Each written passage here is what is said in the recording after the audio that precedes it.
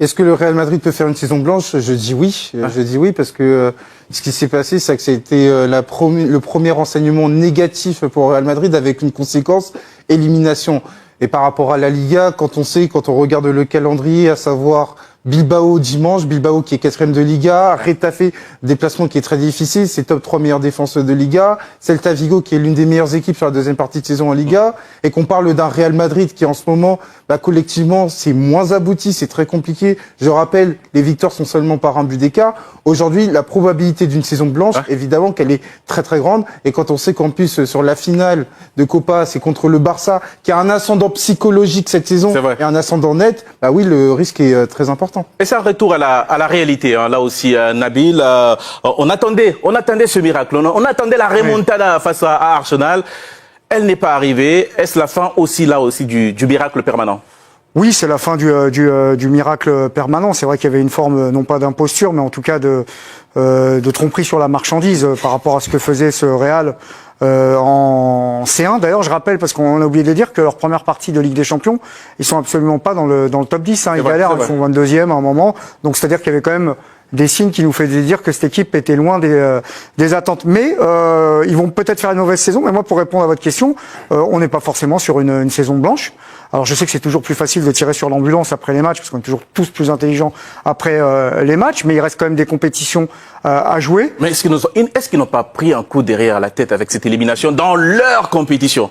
Oui, parce que forcément il y aura des conséquences. On a vu déjà Courtois qui a quand même ouvert le débat sur comment dire, une impasse tactique de cette équipe en visant pour dire clairement les joueurs de devant, Vinicius, Mbappé notamment. Mais je rappelle très rapidement, et je lâche la balle aux copains, il reste une finale de Coupe du Roi à jouer. Donc s'ils la gagnent, même s'ils font rien d'autre ailleurs, la saison n'est pas blanche. Donc ça, c'est factuel.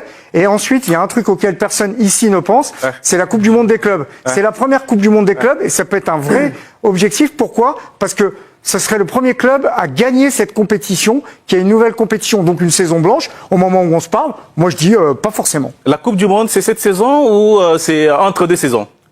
Alors, vous avez le numéro de Gianni Infantino? Ouais. Vous lui demandez. Parce que vous avez parlé de la déclaration de Thibaut Courtois, on va la regarder, messieurs, parce que c'est une déclaration qui a retenu notre attention. Chaud, là. Au lieu de multiplier les centres dans l'État, on aurait mieux fait de jouer au football. Il est temps qu'on joue collectivement, pas comme une somme d'individualité. Aurélien, c'est une pique à qui? Aux stars de devant, comme l'a dit Nabil, ou à Ancelotti qui n'a pas réussi à dégager un collectif? Moi, je pense que ce soit Ancelotti, que ce soit aux stars de devant, je pense qu'il s'adresse à tout le groupe, parce qu'on voit bien que c'est une addition d'individualité en fait. Là, on parlait toujours de remontada, mais il faut se rendre compte à l'évidence qu'ils sont tombés sur une vraie équipe, Arsenal. Arsenal, sur les deux matchs, ils ont marqué un but. Et ils marquent le but comment? D'une erreur sur un malentendu, quoi. Donc, ils ont pas du tout hésité. Et je pense que ces mots aujourd'hui prennent de la valeur parce que là, aujourd'hui, il est en train de dire les choses comme elles doivent être dites. Ouais. Ils jouent pas au football, ce sont des individualités. Certes, on va pas discuter de la qualité de leurs joueurs, mais en ce qui concerne l'équipe, je pense que le Real Madrid aujourd'hui doit faire beaucoup de travail là-dessus. On a débattu, on en a fait des débats sur le Real Madrid cette saison. Ils n'ont jamais réussi à dégager un collectif depuis le départ de Toni Kroos. Est-ce que ce n'est pas de la responsabilité de l'entraîneur?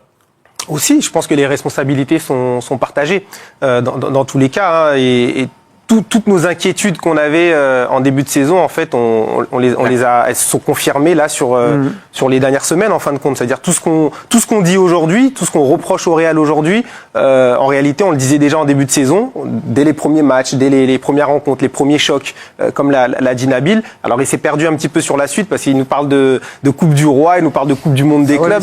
On parle du Real Madrid.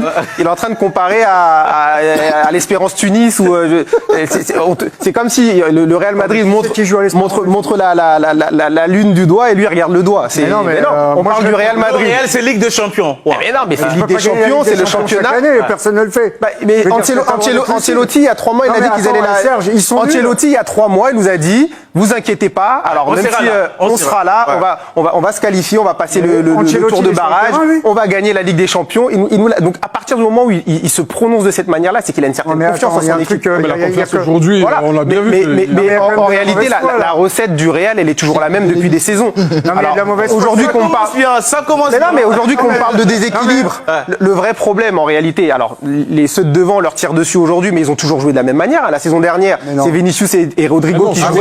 mais Bellingham, voilà. Kroos, par exemple, n'a pas été remplacé. Il a pas été. J'allais y venir. Toni Kroos n'a pas été remplacé et surtout Carvajal n'a pas été remplacé parce qu'à un moment donné, Vasquez Mais non, en mais c'est pas ça 2016-2017 qui c'était explique, bien, mais Vasquez c'est pas un latéral droit. Non, mais en fait- hier on a vu Non, mais les faut limites mettre- de. Allez, la réponse, Ah oui. allez voir nos panélistes. ouais. Déjà, bon, il y a un peu de mauvaise foi. Bon, c'est-à-dire que quand ils sont nuls, ils se font sortir en quart de finale. Je pense qu'il y a beaucoup de clubs européens qui aimeraient être nuls et se faire sortir en quart de finale. Bah, ils ont 6 joueurs. Ils ont 6 et joueurs puis qui valent une Ligue des 200 millions. Champions, une Ligue des Champions, tu regardes le palmarès, tu peux pas la gagner chaque saison. Déjà, bon, à la limite, faut recontextualiser un minimum. C'est un Mais là, échec, oui ou non? c'est un énorme échec. ouais. Non, mais l'échec, c'est pas d'être éliminé, c'est la manière dont ils ont été éliminés. Merci. Ils ont absolument pas existé. Mais là où on n'a pas mis Serge les pieds dans le plat ou les plats dans le pied, c'est l'arrivée d'Mbappé. C'est vrai. Mbappé, il n'est pas responsable de tout, mais c'est le bouc émissaire médiatique. Il a déséquilibré l'équipe. Ça, c'est ce qu'a expliqué Courtois entre les lignes, parce qu'il a dit en gros ils s'entendent pas entre eux devant, notamment sur le pressing et le repli défensif. Donc je pense que Mbappé, Il aurait aimé avoir Rosselló à la place de Mbappé. avec Rosellou, tu gagnes la Ligue des Champions. Avec Mbappé, tu la gagnes pas. Après, faut dire Après ce premier tour d'étale, messieurs, laissez-moi convier au débat notre panel de Dakar avec un premier panéliste qui est en place et qui est prêt à donner son avis là-dessus. Présentez-vous et dites-nous ce que vous en pensez par rapport à cette question. Alors, On vous entend pas. il est pas du tout Allez, d'accord. on- Alors moi, on je l'ai entend. entendu, il est pas du tout d'accord avec Serge. Il n'est pas du tout d'accord. Il a voulu faire il a été bref, il a dit, il raconte n'importe quoi. Non, mais là où, si je peux ajouter quelque chose, là où Nabil, je peux le suivre, entre Mbappé et Vinicius, il y a cette espèce de, même s'ils vont pas le dire, qui va gagner le ballon d'or. Du coup, chacun Aucun fait des ses deux, je peux statistiques te le de son dire. côté, mais est-ce qu'ils sont pas vraiment connectés? Ça, c'est ce qu'il faut savoir. Ils sont pas vraiment connectés. Et Rodrigo, de l'autre côté aussi, il essaye de s'insérer dans ce qui est star au Real Madrid. Aurélien, pour Non, dire mais les choses, la non, mais pour dire responsabilité à qui non, mais pour dire les choses clairement, parce qu'il a raison, Aurélien, d'aller là-dessus. C'est aussi des histoires d'ego. Alors, c'est à la fin du Gareth Bale qu'on paye les musiciens. On verra en fin de saison. Mais Vinicius, mets-toi 2 minutes à sa place. Il est numéro 1 du Real. Il fait gagner la Ligue des Champions. Il finit numéro 2 du Ballon d'Or. Il est à 2 doigts de gagner. Donc, en fait, c'est lui la star de l'équipe. Et subitement, on lui dit, Florentino Pérez, parce que c'est lui le responsable derrière tout ça. sûr. Parce que lui, il a une démarche marketing, pas sportive. Il y a plusieurs colonnes. Il y a la colonne sport, mais il y a aussi la colonne maillot, il y a la colonne image. Il fait venir Mbappé sans préparer, en fait, l'équipe autour. Parce que quand tu parles de Modric, de Kroos, si tu construis l'équipe de manière structurée avec l'arrivée d'Mbappé, ok. Mais là, tu fais venir Mbappé, tu dis à Florentino Pérez, débrouille-toi, je te le rajoute devant, et puis vas-y, gagne les matchs, quoi. Lapsus révélateur, Florentino Pérez et Ancelotti. Non, mais Justement, est-ce que le Real ne paye pas aujourd'hui tout le travail qui n'a pas été fait Exactement, parce qu'en fait, quand on parle du Real Madrid et de ses succès, il y avait 3 règles, c'est-à-dire empiler le talent, mais à côté de ça, il y avait un équilibre. C'est vrai. L'équipe que tu avais en 2022 avec notamment le Real Madrid des 4 milieux de terrain, Fede Valverde sur le côté droit, et l'année dernière notamment le Losange. Et dernier élément qui a pour moi disparu, il y avait de très bons joueurs d'équipe. Faut pas sous-estimer le fait que Toni Kroos, au-delà d'être un très grand joueur, c'était un très bon joueur d'équipe. On a sous-estimé son départ, on a sous-estimé son apport dans l'équipe. Il pouvait briller, mais il faisait en sorte que son copain d'à côté brillait. Même chose pour Carvajal. Et cette saison, on a peut-être de très bons joueurs, mais des joueurs qui sont pas nécessairement dans l'idée de faire briller le copain d'à côté. Allons encore plus loin. C'est pas qu'ils n'ont pas travaillé, peut-être qu'ils ont mal travaillé, parce que ces joueurs-là, en réalité, numériquement, ils ont été remplacés. Il y a eu Tchouaméni, Kamavinga, c'est des joueurs qui sont là, parce qu'on n'en parle pas d'eux, mais Modric, c'est un ballon d'or, et Kroos, c'est une légende du football. c'est ce que je suis en train de dire. Donc, mal peut-être qu'on a mal travaillé, peut-être c'est pas qu'on n'a pas travaillé, mais qu'on a mal travaillé. Et puis, Allez, messieurs, on a retrouvé. On a retrouvé du son du côté on va voir de... si il est d'accord avec moi, et pas avec Serge. Est-ce qu'il est d'accord avec Serge ou Nabil? Allez, on prend un premier avis là-dessus. Vous présentez et vous nous dites ce que vous en pensez. Alors, Bonsoir, je m'appelle Eliman Watt. Bonsoir. Moi, je pense que le Real ne va pas forcément vers une saison blanche parce que il reste déjà 2 compétitions à jouer, à savoir il reste la Copa del Rey qui vont disputer la finale contre le FC Barcelone, et aussi ils sont au coude à coude avec le Barça. Ils sont à 4 points du Barça, donc moi je pense qu'il leur reste quand même ces 2 compétitions à jouer, et ils vont tout faire pour aller les chercher. Il ne faut pas les enterrer, à mon avis. Et peut-être le Real, tactiquement, ne sont pas là depuis le début de la saison. Pour moi, ce qui s'est passé contre Arsenal, c'est seulement le football qui a gagné et on ne peut pas blâmer Mbappé parce que pour moi c'est trop simple. Pour moi c'est juste un symbole de l'échec du Real, mais il y a aussi Florentino Pérez et il y a aussi Vinicius aussi pour moi qui devait être un peu le leader de cette équipe et qui n'a pas vraiment répondu présent. Mais pour moi le Real ne va pas vers une saison blanche. Moi je ne vais pas les enterrer parce que l'ADN de cette équipe m'interdit de le faire en fait. C'est une équipe qui va se battre jusqu'au bout et je pense que ils vont soit gagner la Liga, soit la Coupe du Monde, la Copa del Rey. Merci beaucoup pour votre contribution. Parlons justement des deux compétitions qui restent au Real avant la Coupe du Monde des clubs de la FIFA. Aujourd'hui, le plus grand adversaire qui est devant le Real pour ces deux objectifs-là, c'est le FC Barcelone. Vous avez parlé d'ascendant psychologique. On se souvient des deux précédentes rencontres. Le Real va rencontrer le 26 avril le FC Barcelone en finale de la Copa del Rey. Et puis un peu plus tard, lors de la 35e journée de la Liga. Aujourd'hui, quel est l'élément qui peut vous faire croire que le Real va battre le Barça pour atteindre ces objectifs-là? Justement, je pense que c'est peut-être pas une bonne nouvelle pour le Real que la finale soit contre le Barça. Parce que quand on voit un petit peu déjà les deux dernières confrontations, on voit la forme actuelle des deux équipes, l'ascendant psychologique, on voit la confiance qu'a le Barça aujourd'hui, et je vois pas comment aujourd'hui, en tant que Real Madrid, on peut se dire allez. Alors oui, il y a le poids de l'histoire. Mais il y a la réalité. Oui. La réalité, c'est qu'aujourd'hui, le Barça, c'est une machine. La réalité, c'est que le danger peut venir de n'importe où. Une machine, mais quand elle croise Guirassy, elle en prend 3, quoi. On parlera non, mais quand vous avez gagné, c'est-à-dire que c'est après tout le monde est humain. Quand vous avez gagné 6-0 au match aller, c'est normal qu'on se relâche un petit peu. Ouais, enfin bon. Allez, dites-moi, saison blanche oui ou non? Avec Barça en perspective. Sur ce qu'ils sont en train de montrer, en tout cas. Ouais. Pour moi, il n'y a pas d'espoir, en fait. Pour moi, ce qu'ils sont en train de montrer, ils ne montrent pas qu'ils veulent aller chercher quelque chose. Alors, en face, il y a le Barça. Quand on joue contre son éternel rival, on se sublime. Donc, je pense que ils peuvent quand même sortir la tête de l'eau et avoir un peu de fierté de se dire on joue contre cette équipe. Même s'ils nous ont donné 9 sur les 2 derniers matchs. Il va falloir quand même montrer autre chose. Ça pique 9. Hein. Oui, ça pique beaucoup, mais comme il disait... Après, attention, il y a les chiffres, il y a les contenus des matchs. Il y a l'histoire, il y a la fierté qui peut prendre le contenu. Ouais, le contenu en ce moment, c'est vrai que Madrid, à juste titre, on en parle. Mais je pense que la fierté, l'histoire, etc., ils peuvent quand même se dire, on ne veut pas faire une équipe. Est-ce que ce n'est pas la meilleure chose qui peut leur arriver? Ça veut dire faire une saison blanche pour repartir d'une feuille blanche. Au Real, on fait pas une saison blanche. Oui, on a déjà eu ça, notamment lors de la saison 2014-2015, où il y avait eu saison blanche. Derrière, ils avaient remporté la Ligue des Champions. On peut même dire 2023, ils avaient remporté que la Copa et derrière, ils avaient fait le doublé. Donc ça peut servir parce que l'histoire de ce Real Madrid, c'est pour moi un Real Madrid qui avait le ventre plein. Parce qu'ils avaient gagné la Ligue des Champions, parce qu'il y avait Kylian Mbappé, et peut-être qu'ils se sont bercés d'illusions et ils ont fait un complexe de supériorité, mais la réalité les a rattrapés parce que dans le football, ça va très vite. Une saison, c'est une éternité. Il y a rien qui est acquis dans le football. Et là, le Real Madrid l'a pris à ses dépens parce que, footballistiquement parlant, il y a des équipes qui ont progressé, à commencer par le Barça, qui est à 10 points la saison dernière du Real Madrid et qui a fait un pas de géant. Et aujourd'hui, la personne qui concentre toutes les critiques, c'est quand même Ancelotti, Carlo Ancelotti, justement. Pour moi, c'est Mbappé. Pour vous, c'est Mbappé. Pour moi, le bouc émissaire médiatique, c'est Kylian Mbappé. Parce que sans lui, ils ont gagné. Il est arrivé. De toute façon, Ancelotti, il n'avait pas le choix.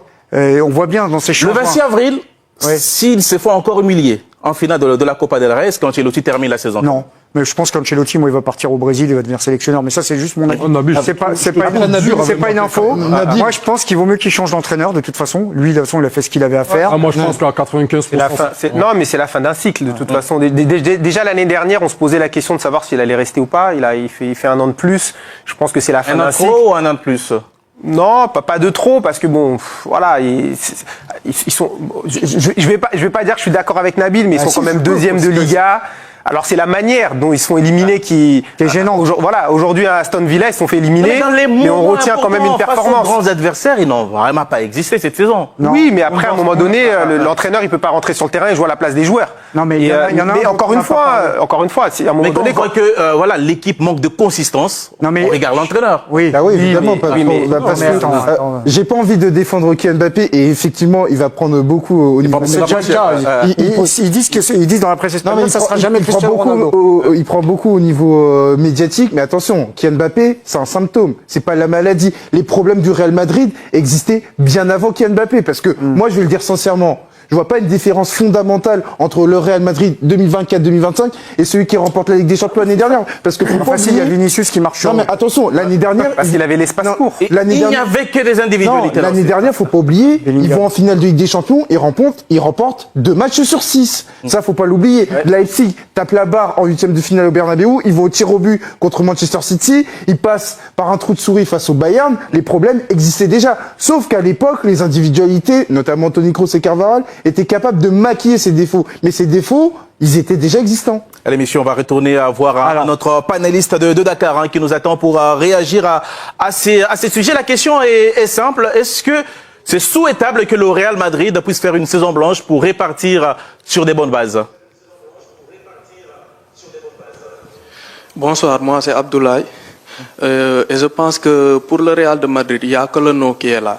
Parce que, comme vous l'avez dit tantôt, collectivement, le Real c'est faible. On les a vus contre Lille, contre le Milan AC, contre même Dortmund, ils s'en sont sortis par leurs individualités. Mais collectivement, le Real de Madrid c'est mort. Mais il y a le nom du Real de Madrid qui fait peur.